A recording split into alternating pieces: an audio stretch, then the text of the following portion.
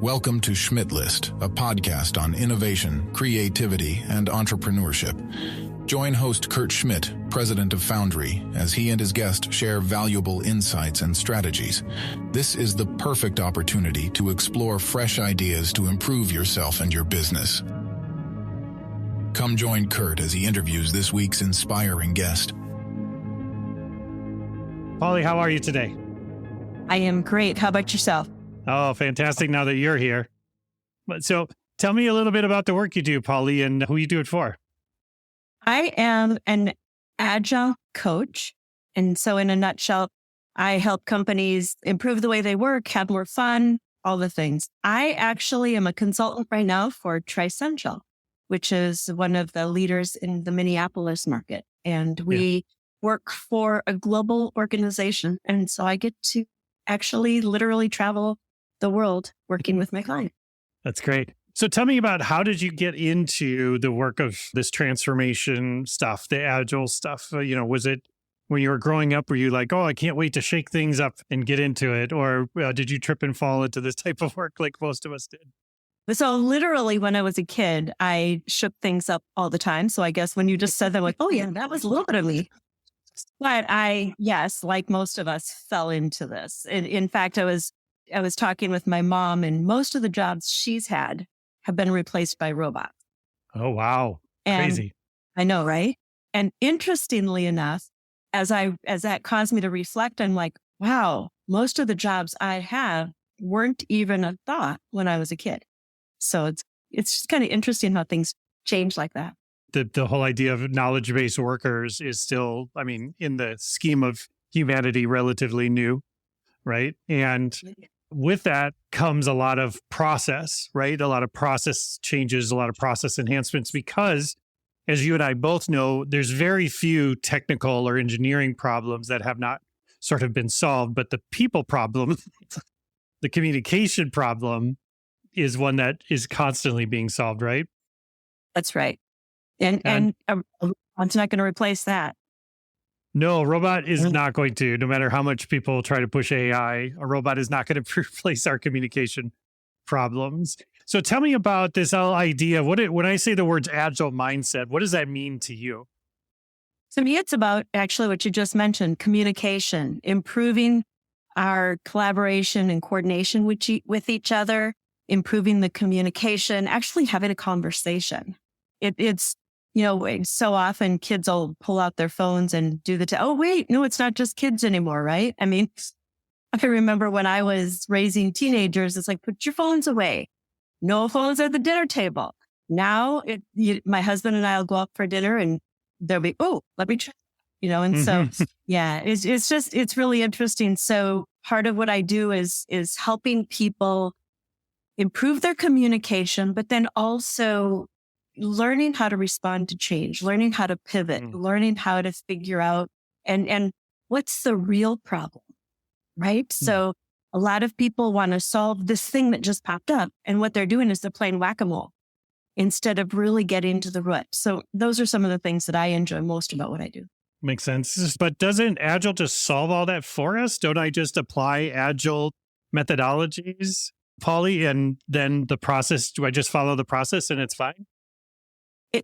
A lot of people don't realize that Agile is literally changing how you think about things. So it's a mindset rather than, of course, the process, the frameworks. A lot of people know about Scrum. A lot of people know about Kanban, all the other frameworks that can work or can fail depending on your mindset and how you want to apply them, right? So no silver bullets. In fact, what I tell my teams is Agile is going to, instead of solving your problem, it's going to reveal them. You're going to get more transparency. So you're going to really get to see all the things you've been covering up.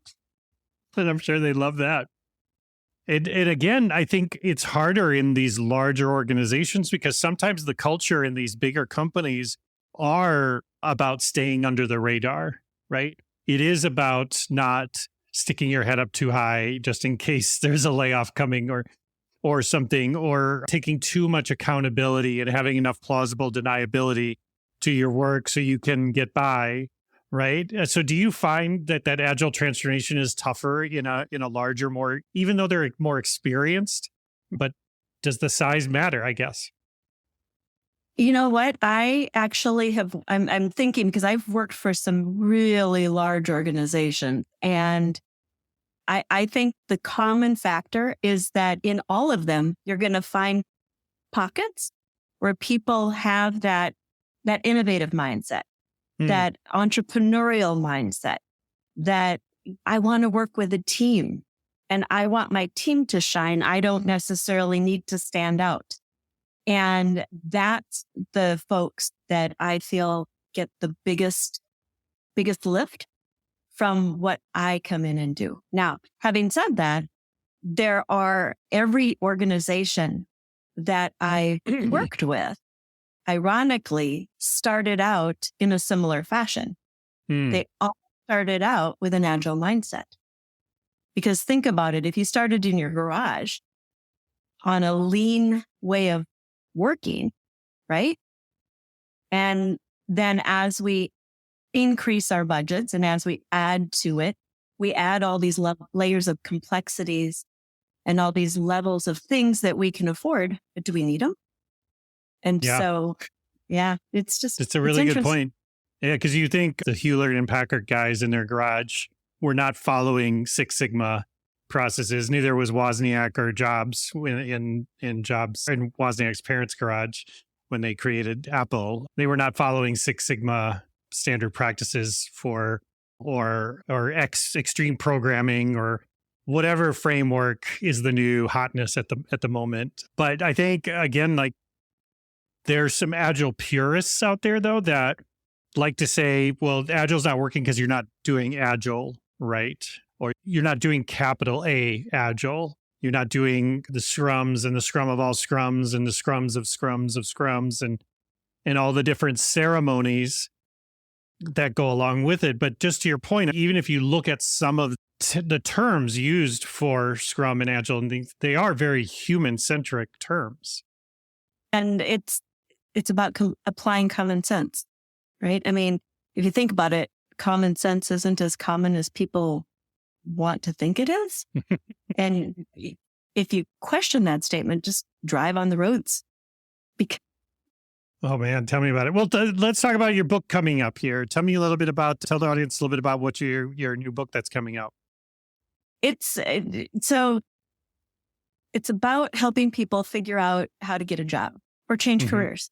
It happened because I had someone reach out to me on LinkedIn and said, "I love what you've been doing. Can you help me?" I'm like, wait a minute. And then all of a sudden, all these people started reaching out. And usually on a weekly basis, I have maybe 6 people. And then all of a sudden they got this lift. There were layoffs that happened. And I'm like, wait, I can't, I got a full-time day job. I teach at night. I need to have some balance, but I also want to help people. Yeah. And that's where I met our common friend, Ben. And so he shared that I was going to be hosting a free event. I did this lean coffee. So that's something we do with some of the agile teams and stuff to help share knowledge and things. And so 20 some people together and just talked about what do you want to learn about? What do you need help with? How can we support you? And I had a group of coaches that came together with me to do this. And a few days later, I'm sitting on the couch and all of a sudden I'm like, I think there's a book there. And like your story, right? And so I looked at the mural board and sure enough, I had 10 chapters. I sanitized all the little Post-it notes and I had 10 chapters and that was the last week of June. And so I took my computer with as we headed to the East Coast for the 4th of July celebration and I started writing on the plane. And I came back and I said, nope, this isn't going to work because people don't want to read what I have to say. They actually need to learn how to apply it. And so my book has become a combination of stories, firsthand experiences, and then the tactics that I actually I walk people through when I do coaching with them on their career development. And so starting with mindset, starting with getting out of your own way, all the stuff that's been holding you back from achieving those dreams that you have.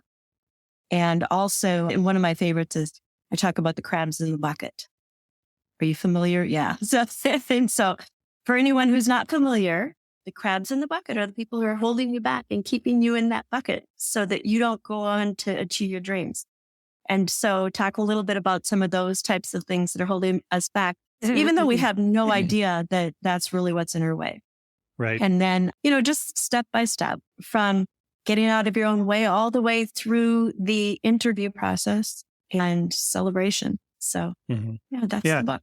And do you find that the Agile mindset in your Agile experience really helps as part of that job seeking thing? I find myself using Agile tactics when I'm coaching people through a job seeking experience. Is that what you're finding as well?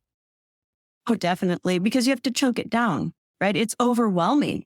There's so much to do. And in this day and age, there's AI, for example. It's interesting how some people have figured out how to use AI, even to get them through their first interview, because it's just a phone call. And so helping people get past that automated filtering system and really teaching them step by step how to go along the process in small bite-sized pieces so that it's no longer so overwhelming and they can see the possibilities rather than being stuck in the place they're at. Yeah, I think that's really important what you just said there, because the idea of chunking things down into smaller bite-sized pieces, it doesn't feel as daunting over time. And that's where, and I'm sure you've experienced this, where people are just overwhelmed when they're in transition, right? Because there's so many different experiences that they've had personally, right? Or friends or coworkers. They've heard the horror stories. They've heard the, lottery winner stories. They've heard all the different things. And it's just like you said, they get caught up in their own they get in their own way, just like you said. And I think it's really important that they, first of all, realize, number one, that they're not alone, that other people are going through this, and that they need to seek those people out, because sometimes it takes a village, which is, again, why I wrote the networking book. Indeed. And a fascinating thing that has come out of writing this book is how many people, and they're probably about our age and maybe even a little younger, where they've worked so hard to get that title they always wanted, or to get that paycheck they thought they wanted. And they're starting to realize, wait, I've got all this responsibility and it's no fun. Or I'm accountable for all this stuff. And if one thing goes wrong that I have no control over, my paycheck's out the door. Yeah. And they started to realize, I've got a few people who wrote in the book about this, because they didn't want to be in those leadership positions anymore. They wanted to reconnect with the people and make a difference in other people's lives again. And so it was just, it's been really fascinating how to help people who have worked really hard to create their dream now find a new dream. And how do you help not only, so they've come to grips with, I'm going to no longer be this C-suite person or this VP of whatever. Instead, I want to be a Agile coach, or I want to be a product owner, or I want to, something like that. And that's one thing, to get your head around that. But the other thing is, how do you help other people understand, you know what? Yeah, I did this. I was in that role. And here's why I want to do this now. Because a lot of people a lot of hiring managers have in their mind, like, why would someone want to take a step down? There must be something wrong with them, or they must have done something wrong they're trying to cover up. And that doesn't have to be the case at all. It's people are getting back to what fills me up. And I love that. Yeah, I love that too. Well, I want to ask you some practical advice, especially from some recent conversations that I've had, and I want to get your take on it. So let's say I am a senior level person, an executive level person, and I've been submitting resumes for months and I'm not getting any traction. What would be your first piece of advice for me, Paulie, on a way to start feeling like I could get some momentum? A couple of things. First of all, I'd have a look at the resume from an objective perspective. So the positions that you're interviewing for, you want to interview for, and your resume need to align. And so if you're trying to achieve a certain role and you've never actually held that role before, or you're trying to prove to people you can do the responsibilities, a lot of times it's an automated system that's filtering you out. And so making sure that those words match. And then also it's really helpful to have someone on the inside who can take your resume and carry it to the hiring manager and help that person understand the value that you can bring to the table. And then also the networking, right? Going on social media, figuring out who may work for the company you want to work for, and really asking them, how do I get my foot in the door? Because even if you have someone who works for a large organization and they take your resume and do a referral, it doesn't mean that's going to necessarily open the door. So the more people that you can give you insights, the better. Yeah, that's smart. Okay, one other question I've got is, let's say I am thinking about a career change. Maybe I'm an engineer and I want to move into product management, or a designer, want to move into product management, or maybe I'm someone in HR who maybe wants to move into project management, or a myriad of different things. What's your advice for, let's say it is a career change that I'm making. What are some of the first steps that you would give me advice to take on, Polly? I've done all those, actually. So let's... Perfect. So when I was in HR and I was doing recruiting, and then I went into project management, and it was really about helping connect those dots. What had I been doing, and what was I going to be doing, and how did they have similarities? Or when I was doing development and I went into more of mine was a Scrum Master versus product owner role, but really I had to understand the products that we were building and that we were delivering. And so thinking of it from the customer's seat, and what does the customer want? So as a developer, even as a tester, you've got that insight of the product that you're developing. And so even working with your customers and helping them understand better ideas. You might think you want it this way, but from a technical perspective, I can give you insights to help open the door for this idea. And then future improvements, we could maybe do this. And so that development mindset, shifting it to a product owner mindset or a product manager mindset, very easy. Yeah. And that's really what it is. Anytime you're shifting careers, if you have an interest in it, it's probably because something in your past has built those stepping stones for you to get to this next level. Makes sense. Well, okay, but now I'm insecure because my past says I've been an engineer or an HR person for all this time. How do I go and start applying for jobs, either internally or externally, with confidence? Title is just a label. And so I'm going to use wine, for example. I like Shiraz and I like Malbecs. I like Merlots. And if I see a red, I'm probably going to be drawn to it. But it doesn't mean, and sometimes it's a Merlot blend. What else is in it? Okay. So now if you think about your job titles, when I was a project manager, that was when I was hired as. But the job I really was doing was Scrum Master and Agile Coach. And so think about, just because it's one thing that the title was for the place you were working, doesn't mean that's what you were. Doesn't mean that's what you're doing. And so think of yourself as a red blend. And instead, on my resume, when I wanted to make that shift, I looked at, here's all the responsibilities that I had. Here's all the things that I did. And then I would put as what was the job I held? Well, project manager, because that was my first, or program manager, whatever. And then I would and then I was a Scrum Master and I was an Agile Coach. And when I started to, and had the responsibilities and had the quantifiable data to show that I could do the job, it wasn't just a label anymore. It was actually reality brought to life. That makes a lot of sense. I love that. I love that perspective that you have, Polly, because it isn't about just this overnight change. It's about taking stock of what you have, kind of redefining the narrative a bit in your mind, and then going out and testing it, right? Just again, back to the whole idea of being agile, right? Is constantly testing and iterating on where you want to go. It's very difficult just to point to a spot and hit a straight line right to it. You've got to work your way around any obstacles that may be unforeseen, and be prepared for those, right?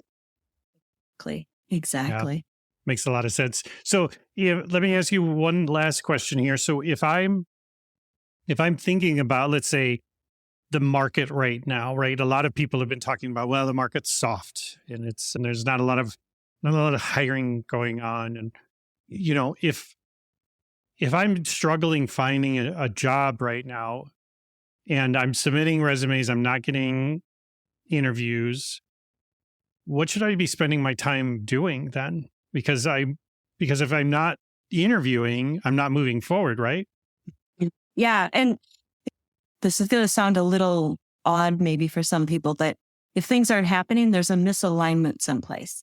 Mm-hmm. And so it's really important to pause and, number one, ask yourself, are you applying for the right type of jobs? And then, is your resume aligned to the type of job you really want? And do you really want it? And then also looking at the types of jobs that you are applying for and asking yourself, do I have someone who can actually give me a warm introduction? Because if you're not getting a warm introduction, it's like really hard to get a job nowadays. Also, just because you're a perfect fit, one of the things that I've been seeing people bump up against is there was already someone in place, but you have to go through the legal documented approach of hiring someone. You have to have it on like social media or used to be in a newspaper, right. But it has to be posted in certain approved places. Like in Indeed and things. Yeah, exactly. To show that you're actually looking for a candidate when you already know who you're going to hire. Yeah, you're going to hire somebody internally. Well, and so then understanding maybe it's not you. And that's your point, is like a good to have those ins with people to find out that stuff ahead of time, right? Exactly. Build that network, work that network, and care for the people. It's not about in your book, you talk about it as well. It's not about what you can get from others. It's that relationship building and that giving and getting, and it's reciprocity. The other piece also is, it took me a long time and I still work on this, is just because something doesn't come together the way you want it to, or you think you want it to in the moment, it perhaps that means there's something even better coming. Mm-hmm. And so then just trust, right? It's just, and that's so hard, especially if you've been looking for a job for a month or a few months. I literally just a couple months ago, I had a person come to me and they said, I thought it'd be so easy to get a job in this. And I used to work with him. He's a wonderful person. And I said, okay, here's the deal.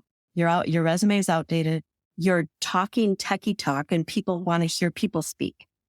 And so don't act like you're better than or talk above people, but rather talk to people and, get rid of the jargon. And within a week and a half, he sent me a note. He'd gone through 3 interviews and he nailed it. So, yeah, that's great. Yeah. I find that's a common problem, is that people really want to show up super smart, so they overshoot with acronyms and tech speak and buzzwords and things because they figure like that will get some attention, right? But both you and I know, at least in the last 15, 20 years, the hiring process has changed a lot to a culture first interview versus a technical skills interview, which is, in the 80s and somewhat of the 90s, it was definitely a technical skill thing up front. And then we just checked to see if maybe you were a jerk later on the job, right? That's why we had like a 90-day probationary period. But what I'm seeing more and more often, especially in knowledge-based workers, is that they are looking for that cultural fit up front, because the technical skills, they're usually pretty confident that they can fill any gaps there that's needed, right? But can you work with a team? Can you work with leadership? Can you work with customers? And I have behind me, I've got all kinds of books. They're real.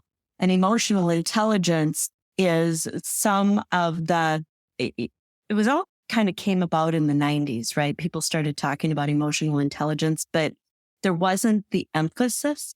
Now you've got the buzzwords about psychological safety. All that is emotional intelligence and being aware. And it all goes back to common sense. Yeah. Yeah. Like you said, common sense is not that common. So don't beat yourself up sometimes if the world isn't necessarily working in your favor. Just, stay the course and you'll be all right. All right. Well, Polly, I love our conversation. So thank you so much for taking the time to join me today. If I want to connect with you, because the book is going to come out soon, and I want to follow you and I want to stay connected so I can get a copy of your book, where should I follow you? Where should I find you online? So you can find me on LinkedIn. Right now, my website is under construction. I'm renovating it from what it was to moving to this new direction. But everything will be posted on LinkedIn as well. And I'm the only Polly Skaya out there. So just enter my name right and you'll find me and then we'll connect.